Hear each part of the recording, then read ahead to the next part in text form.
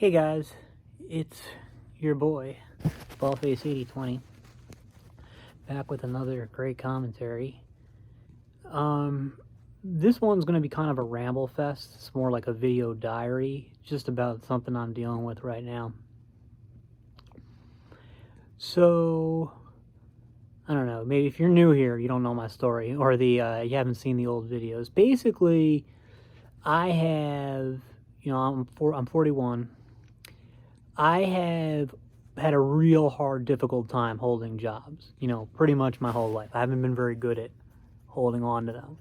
The place I'm at now is the longest I've ever been somewhere. So I've been here, then there since I started in late 21. So I guess like we're approaching 3.25 years, we're approaching 3.5 years. And that's the longest I've ever been at a place. Before that, my longest job was like I think a year and a half when I was there. But the thing is, and you see these are both jobs that were very easy to hold, because we'll talk about my current job a little later. But a job I had as a programmer for a year and a half, that was work from home and work completely on your own schedule. So like, I mean, I had to go to we had like a weekly check-in meeting with the owner of the company, and then I communicated with whoever the lead developer was. It was actually two different guys over the course of the time I was there. But that was it. So it was a very self-directed job. It didn't involve any commute or dressing up or even showering. You were there, and I fucking hated it. Maybe not my least favorite job. My least favorite job I ever had was the job that I had where you were where it was my job was to call and solicit people to get them, to help get them out of their timeshare. So it was a good service. I just hated it. I just hated the job. I probably hated that job the most. And that was like a 100% work from home, paid really well. I got a lot of support. I just fucking hated it. The programming job I hated for, I don't like work from home. Like some people, like I talked to my brother. My brother is 100% work from home. And I said, like, dude, how do you fucking do that, man? Don't you feel like you're working all the time? Like, cause I need that separation. He said, no, it's the other way around. I feel like I'm never really working.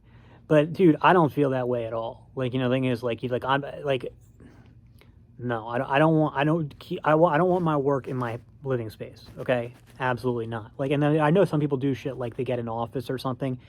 I don't even want that. Like, honestly, even the thought of it kind of makes me anxious. For me, it's very important that my home life and my work life are separate. But I think most people prefer to work from home if they can. Just doesn't do anything for me. Also, probably it just brings back memories of the pandemic, and which is not a great. Was not a great time for me in terms of my own mental health. Not because of the pandemic, although that certainly didn't help, but in just with the way things were during those years. So yeah, but anyway, so even though I didn't like the programming job, at least not after the original senior developer, that's why I had to quit, was not because I hated the job, but because the senior developer, the one who had hired me, left.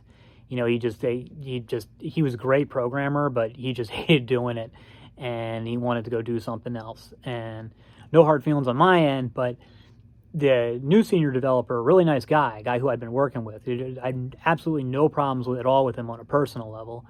And he's a good programmer too, a million times better than me. But he wasn't good enough to be the lead developer of this project. And somebody like me, who is a really bad programmer, like I was a true junior developer. Which means that I was pretty useless without support from a senior developer. So you could send me like low end stuff that I could do on my own, but they're like a lot of the more complex stuff I would frequently run into stuff that I would need help from somebody better to get it fixed. And the first senior developer, he could always do it. He may not, didn't always necessarily have time for it, but he was always ultimately able to address it and we get it figured out. But the new guy, again, good programmer, way better than me, but there were too many problems I ran into that he couldn't solve.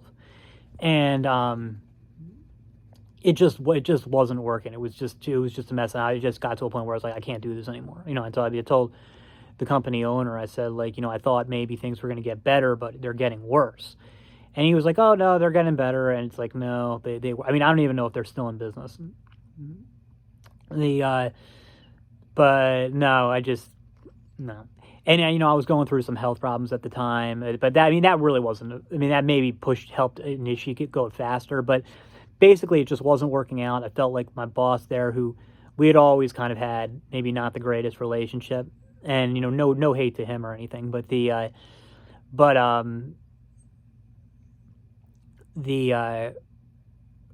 just he was expecting more from us, and that I just didn't feel like we could deliver. Not without that same lead developer. I just felt like we didn't have the talent to do what he wanted to. Not just me, the whole team. So yeah, that's how that's what I just couldn't do it anymore. But even when I left that job, I still wanted to stay in programming, and I started looking for a new programming job. And I'd thought that with a year and a half, the economy, remember the economy was okay at this time. So because this would have been in like 2017, this would have been in like 2018 that I quit. And I had not just all my coding school backgrounds, but a year and a half of programming experience. And I just assumed I'd be able to find something. I figured yeah, sure. It was hard for me to find a job at first, but that's because I didn't have professional programming experience. Now I've got not just the coding schools, but a year and a half of programming experience. I'll be able to find a job. And I know if you've seen my older videos, this is all rehashed. And it just didn't work out that way. I just could not find anything. And, got me to realize, while I was searching it, that it's like, what? I don't really like programming. I was definitely interested in it for a while. For a while, I was really interested in it. But for a while, I had really been interested in petroleum engineering, and I was studying I actually completed, all 3 calculuses. I went back to school and completed all 3 calculuses. And then I just lost interest. And as the programming, it was the same thing. I just I'd been doing it for a while, and I just had lost the taste for it, and it was a struggle to find a job.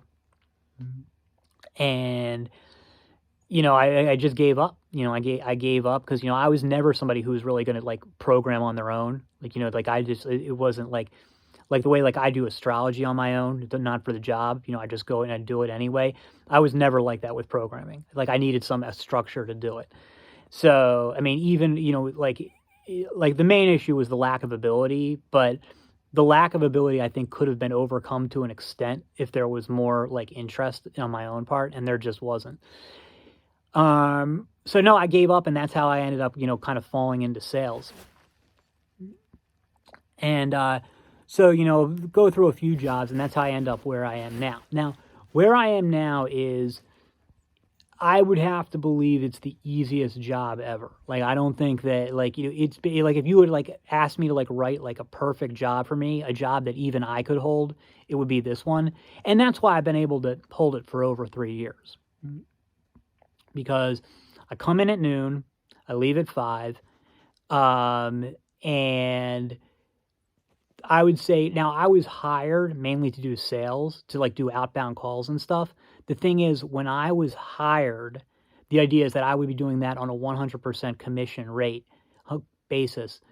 And for the first few months, it worked really well. I was making money, I was bringing in business, so everybody was happy. But then our rates went to shit. It's a very bad time in the insurance industry, and it's been bad for a long time. And I don't know if it's going to get better. Not just any in the foreseeable future. And that means that it's just been impossible to sell policies. When I first started, it was really just a matter of, if you were willing to call people, you were going to get sales because our rates were that good. And when in insurance sales, it's close to like being 100% about rates. Like, do you have a good rate?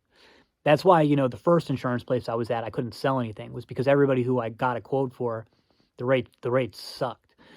And now I was at a place where, it was just a matter of calling. If you called, you were going to sell because, the rates were that good. But over time, the sales, slowed down and then virtually stopped. I sell like 1 or 2 policies a month now. So I'm no longer just on commission. And if I was on commission, I would be essentially working for free. Now, I didn't ask to go unpaid. I actually didn't want that because it was just going to create a whole lot of pressure. Like just thing is like, like for me and stuff. But again, like that was before things had gotten as bad as they are now. Like, again, it's like, it's a really good thing that, my boss started to give me like an hourly wage because, like I said, I would have been going for like 8 or 9 months at this point with essentially, no income. But anyway, the more that, so basically what it did, it formalized because even when I was doing, when I was on 100% commission and was just doing the outbound stuff, I was still doing service calls, which I didn't matter. When I say service calls, like if you ever do PNC, that's property casualty insurance, a large part of the job is not selling insurance. It's dealing with customer issues, like usually a billing issue, sometimes just complaining like, why did my rates go up? Sometimes just, claims isn't getting back to me, stuff like that. And so, I'm sorry, where was I? Claims. Right. So, I mean, even when I was 100% commission, I was doing that stuff. And I was cool with it because I was like, okay, well, that's the price you pay. Because I'm getting a lot of free leads. And, I'm maybe not being directly comped for the customer service stuff, but I really am because I'm getting a very high commission rate and all these free leads. And so, I'm happy to, as a way of kind of paying it back to do some free customer service work. Plus, it helped me learn, about the business. And also, if you want to work in a small shop, that's just how it goes. You're going to have you're going to wear many hats. The problem is that I really don't like doing it. I don't like dealing with customer stuff. Now, some of the stuff's okay. Some of the stuff is really unpleasant. And I was thinking about it, it's actually not that bad, but it's enough that, I don't know. It's enough that, I don't know. I mean, nobody likes doing in property and casualty insurance, nobody likes doing the shit. Like you'll notice this if you call your auto insurance guy or your homeowner's insurance guy. I mean, it may be different, depending on you, but it's very common for people to say, when I call my agent, they act like, I'm bothering them by calling in with a question or something like that. And it's like, yeah, because you are. And, now if there's some place, because, they're trying to run a business or sell insurance, and then they have to do all this, they're so busy, got so much shit to do. And then they've got to deal with this customer service shit, which, the first insurance place I was at had 2 people who were there whose only job was to do the customer service stuff. They were great at it, and they were it was 2 men actually. It wasn't, you think that would be more of a woman's job, but it was 2 men. And you still need to be licensed to do that, but they were great. They were phenomenal at it, and they seemed to like it. Or at least tolerate it. Me again, I don't like. I just don't like doing the customer service work. Again, that's not just me. I think most people in property and casualty insurance say yeah, it's the worst part of the job is the PNC is dealing with the customer service stuff. But whatever. So I still do outbound calls. I still try to do sales. But the thing is, it's really hard to sell stuff because our rates are shit. And we have some more options now, but it's like, my other jobs where I was doing outbound calls, you had a chance there to build momentum because you'd have a list and you'd go and you just, they say smile and dial, you just, pick up the phone and call, and you're just trying to gauge interest and stuff. You can't do that with insurance. Nobody, you can't, if you just call somebody and be like, hey, are you interested in a quote? Nobody is going to say yes. So it just, don't waste your time. You have to go to them with a number. And then you just have to hope that that number is better than what they're currently paying. That's it. That's your only chance. So it's the least salesy sales job, you'll ever see. Because it doesn't have anything to do with the product really. It's just a matter of, is your price better than where they're at now? And unfortunately for me, the answer is almost always no. Yeah, that's been the case for a long time now. And like, I know that there are other, I know, again, every agency is hurting. I feel like for us, it's been the worst. And like, I gotta be honest with you, like we get thousands, if not tens of thousands of dollars in cancellations every week. And, people are leaving us because of our rates. And it's just like, I don't know, like, how from a business perspective, how that even lasts.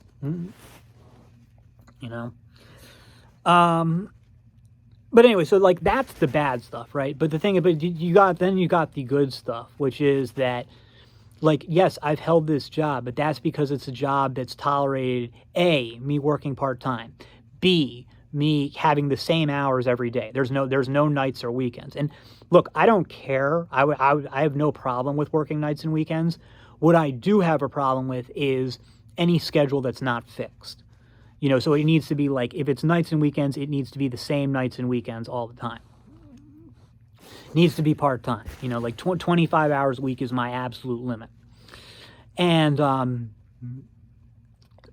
it's got that. It doesn't require me to look presentable. I go to work dressed the way that, I am in these videos. They tolerate my frequent latenesses. I would say that I'm late, and when I say late, I mean like, well, sometimes it's only 5 minutes, but between 5 to 15 minutes late, at least 3 days a week. Sometimes more. And I've been trying to get better about that, but I don't feel like I've improved. And they they don't have any problem with that. I mean, I don't get paid for that time, obviously, but but that's as far as it goes.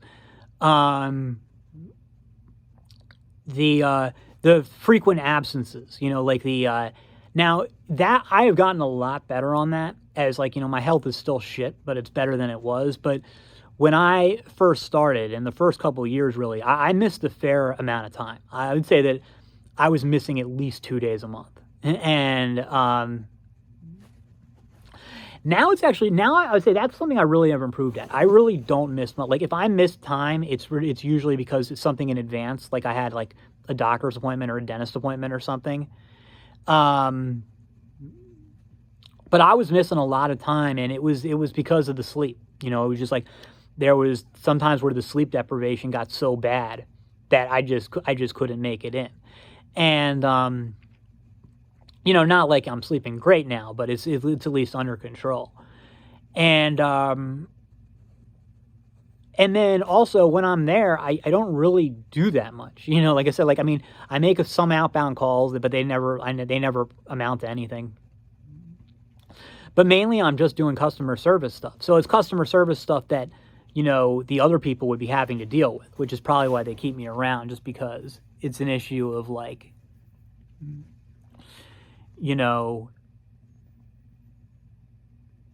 it's an issue of like, well, yeah, he doesn't really do anything, but, everything he does do is just shit we're going to have to deal with. At least like, I think it's like the, my boss and the office manager, and to a lesser extent, the secretary type there, she's kind of a quasi secretary, but she misses a lot of time. And,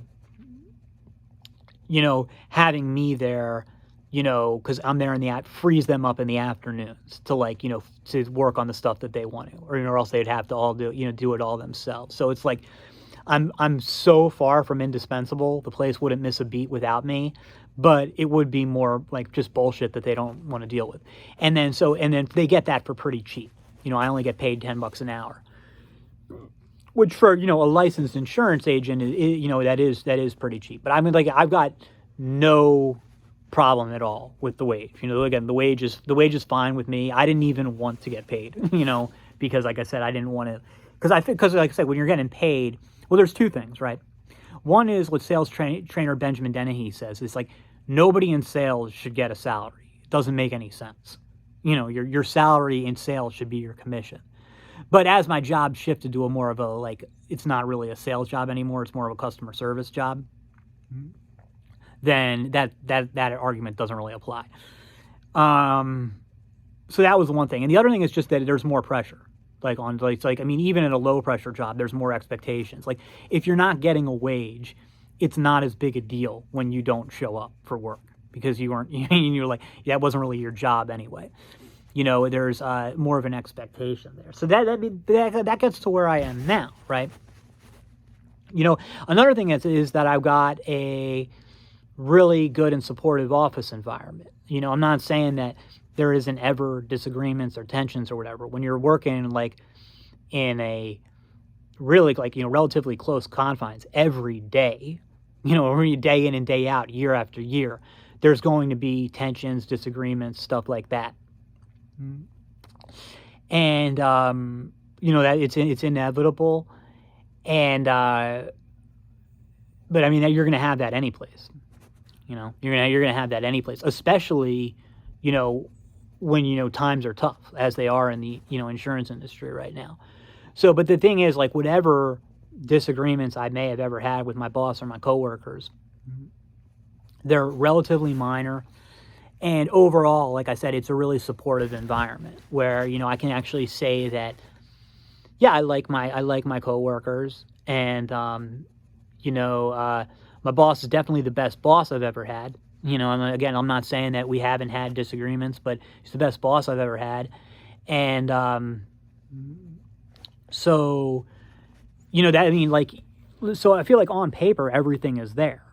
Right? Like, it's an easy job. It's a job I can hold. And, everything. And I don't have there's no toxic workplace environment. There's some jobs where you can say oh, everything would be good. It's just that because I see this a lot, when people talking about jobs, like, everything about this job would be good. I've had jobs like this. Everything about this job would be great if not for my boss, something like that. Or like something about the office environment. No, nothing like that. Nothing like that going on here. It's really just an issue of I don't like doing customer service stuff, and that's the bulk of my job. But so if like a typical day, I come in 5 to 15 minutes late. So like after 12:05, 12:15. And I am trying to get better on that. It seems like there's something that always just delays me, like every morning. It's not a deliberate thing. It just always happens. Then I come in and, I'll start with, it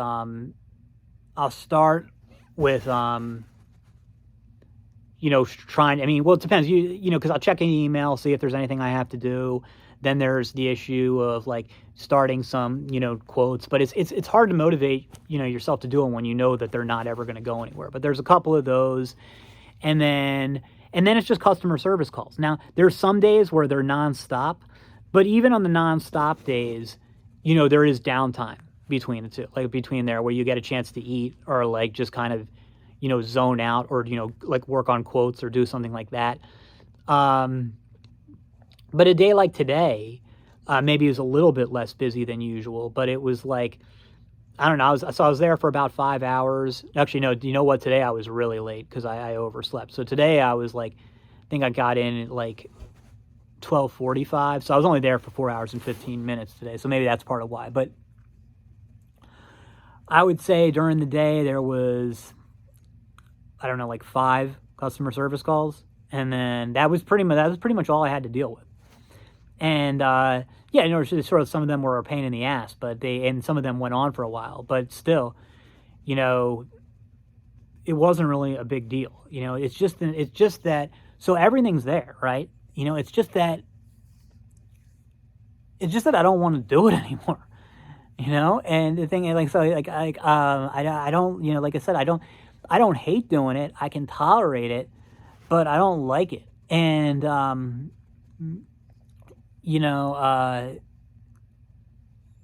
it's like, the thing is, it's going to be, it's like when I think I talked about when I first started the job, I had a video talking about this, and, about how, I was like, if I can't even hold this job, then I don't know what I can do. And that's kind of back where I am now. Like, the thing is, like, yeah, okay, it's like, I get it. You don't like it, or I don't like it. You don't want to keep coming in and doing this every day. But like, this is it. Like, this is I will never find something as easy as this. And I don't even think I can do this. So it's like, I was thinking about like what else could I do? And so the thing that's where, you start to like really run into problems. Because I'll tell you what, if it were up to me, like if it were like, I would want to do something like physical, like a lumber yard, or like maybe not landscaping, but like a tree climber or something like that, or demolition work, because that stuff is like, in my experience with that, time kind of flies when you do it. And I think it has some good therapeutic value. But the thing is, I can't do it because I'm just too physically tired. So anything physical is out. That thing is like, so I was probably meant to do like a manual labor job, but I can't because I'm too damn tired. So it needs to be a desk job, or a retail job. The problem is, I've done retail before. I can't do that either, for a whole variety of reasons. So, anything with retail is out, because, the thing about retail is, well, there's multiple things, but one is there are no fixed schedules in retail. Well, that's not true. I had a fixed schedule retail job, but generally speaking, there are no fixed schedules in retail. You work when the schedule is, and the schedule is going to be different every week. And, there are going to be times where, you're part of a team, people are going to call out, and then you're going to get called in. Can't do that. Again, I cannot be getting called in and stuff like that. Then you yourself cannot call out. You can't miss work, because if you do, somebody else has to come in for you. Up, out, again, can't do it. So they can't do it. Sorry. And I don't like being like this, And I think, what they say is like, well, nobody likes to do that, but, they do it because they have to. It's like, yeah, but the thing is, I don't have to do anything. Okay? The thing is like, they do that because they prefer that to living on the street. I don't. That's not going to happen. And so you can't do retail, and then, anything that requires like looking presentable, I'm out. Can't do that. So, that takes out most office jobs. And anything that's not part-time, I can't do it. Again, it's just, look, I would, but I'm just too tired and like too low in the energy. And now I think that like, if like imagine like the fatigue issue got resolved. I'm not saying that like, if it did, I would suddenly be Mr. Work Ethic, but if like, let's say I had no sleep disorder and no problems with fatigue, I would at least be able to work a normal job. Now, I might just still be like, well, fuck it, I'm not doing it. Like, I can't promise you I wouldn't. I don't think that my low motivation comes from like my sleep and fatigue problems. I think my sleep and fatigue problems make my already naturally, they turn my low motivation into, they make my already existing low motivation debilitating. I don't think it would be debilitating if I didn't have the fatigue and stuff. And similarly, I think if I had like a lot of motivation, I could overcome this fatigue. So it's not like it's not like, oh, I can't work full time, or can't work like a job that requires, like more energy or like being presentable and stuff.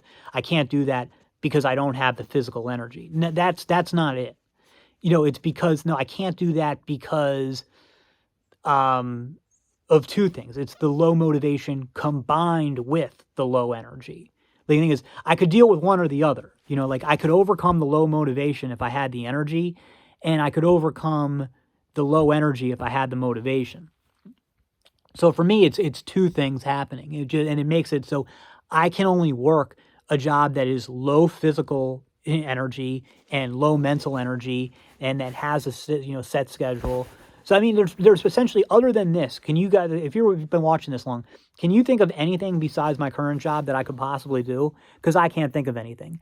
Like the only thing I could think of is something like Uber. But I don't know if I could even. I could probably do Uber. The I could probably do Uber or one of those like delivery type jobs. I think I could do like, I used to work in this auto parts warehouse, and that job sucked. But there were guys there whose jobs like was not mainly in the warehouse. They might be in the warehouse for like a couple hours a day, but mostly they were just doing deliveries to different auto places. I could do that. I mean, I wouldn't like it, but I could do that. So that's pretty much it.